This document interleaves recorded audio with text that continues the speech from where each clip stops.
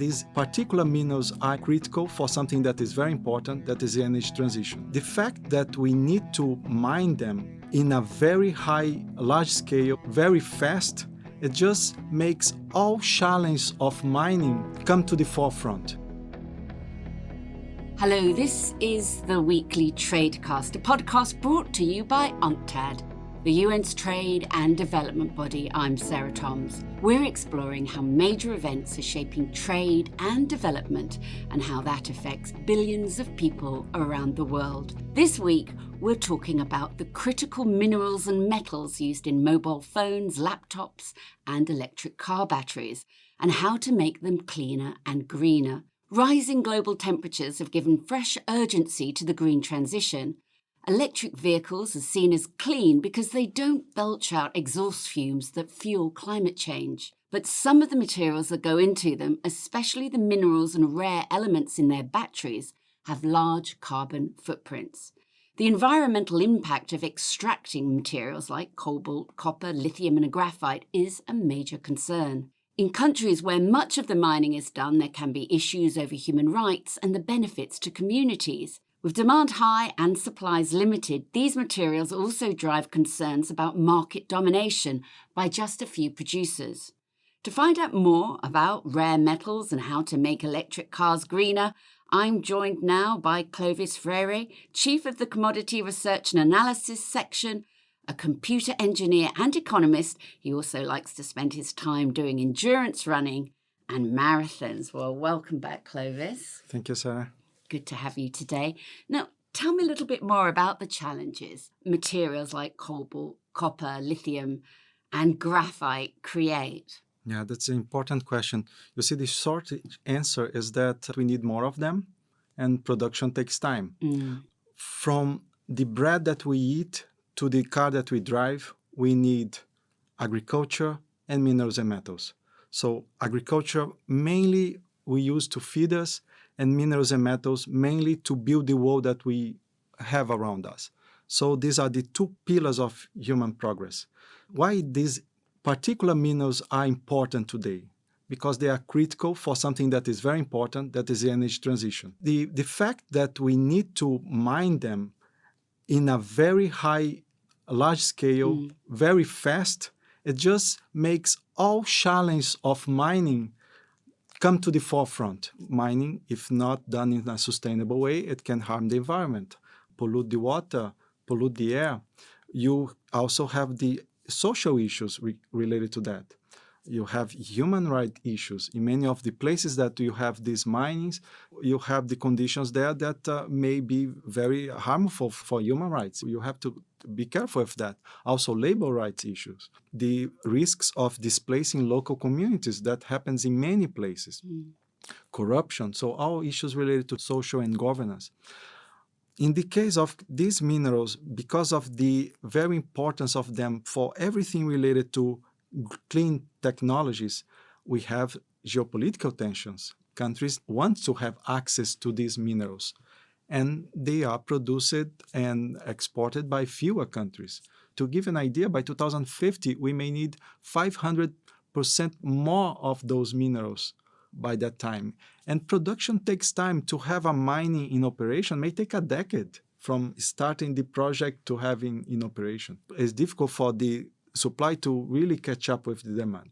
But let me tell you, there is a hidden story here that many people don't know, and that in UNCTAD we are trying to bring to light and really to the forefront, is that these critical minerals, there is a risk that countries that are endowed with these minerals become dependent on these minerals.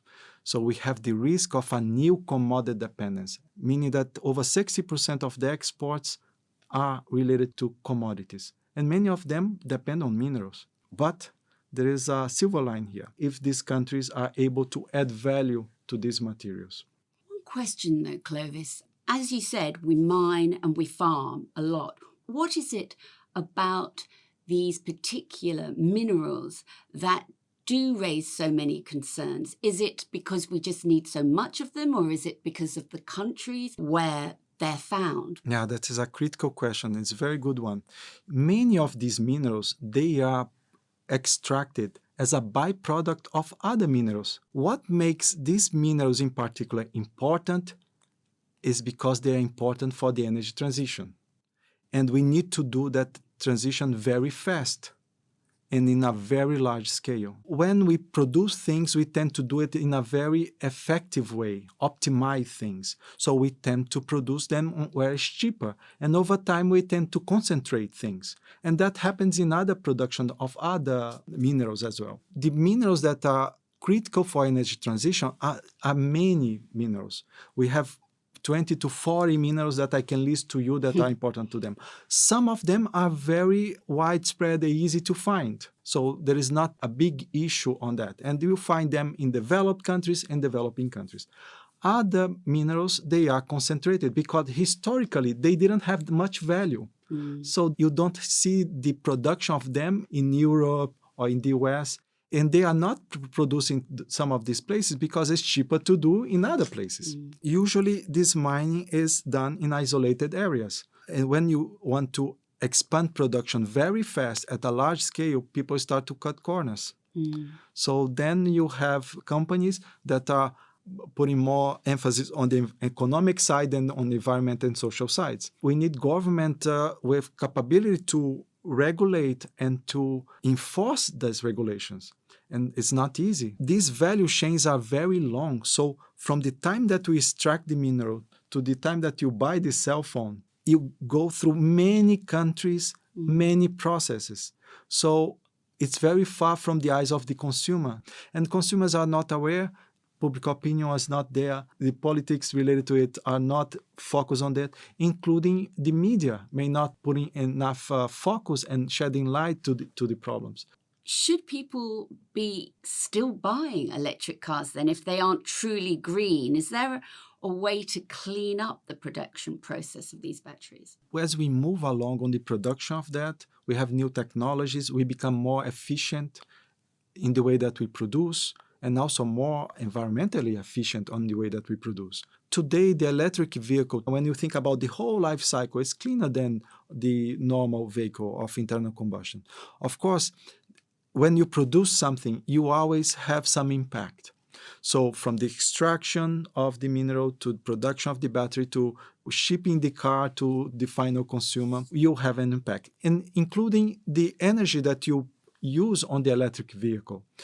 That energy comes from the grid. If the country burns fossil fuels, coal and oil to produce electricity, at the end of the day, you are charging your electric vehicle with electricity that comes from coal or oil.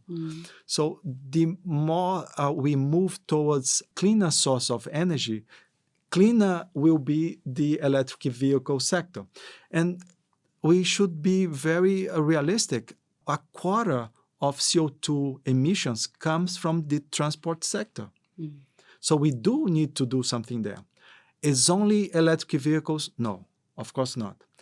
In densely populated areas, cities, public transport, we need to improve that mobility, have more opportunities for people to use their bicycles to go to work. So in a way, do we still need electric vehicles? Yeah, they are part of the solution. And as fast we move to that solution in a more efficient way, the better. So what is the solution then? Given that demand outweighs limited supply, are there alternatives or even more economical ways of using them?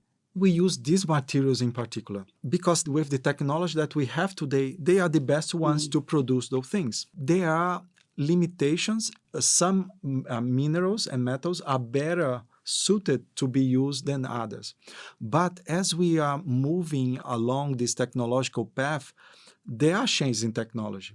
And the scarcity of some materials, they create incentives for people to innovate, to find ways to not use those materials. There are many ways that people are trying to find chemistries for batteries that don't use cobalt.